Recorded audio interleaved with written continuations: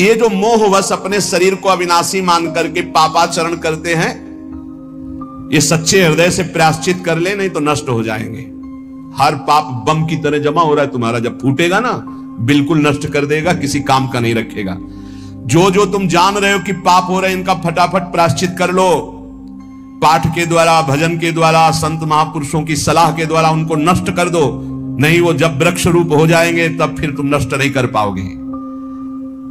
एकाग्रता पूर्वक देखो तुमसे कौन कौन पाप हो रहे हैं, वर्तमान में कौन कौन पाप हुए हैं, उन पापों का क्या प्रायश्चित है, उनका प्रायश्चित कर लो।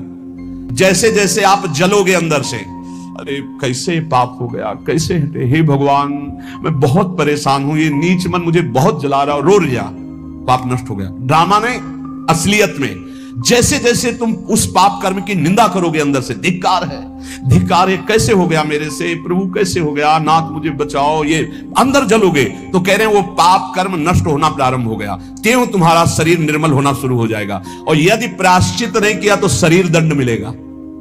इसीलिए जैसे कोई तुम्हारी निंदा कर रहा है, कोई तुम्हारा अपमान कर रहा है, तुम्हारा मन जल रहा, सह लो, तुम्हारे पाप नष्ट कर रहा है वो, बड़ी कृपा है उसकी हमारे ऊपर कि बिना शारीरिक दंड के वो मन को जला करके हमारे पापों को भस्म कर देता है। यदि आपने प्रायश्चित नहीं किया, आपने पाठ जप तप के द्वारा पाप को नष्ट नहीं किया, तो वो दंड देगा।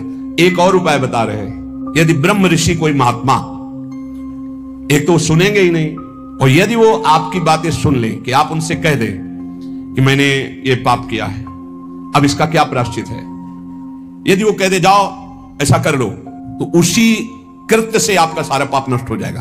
अगर वो ये कहते हैं अरे कुछ नहीं करना सब ठीक हो जाएगा, जाओ, बिना कुछ किए सारे पाप नष्ट हो जाएगा।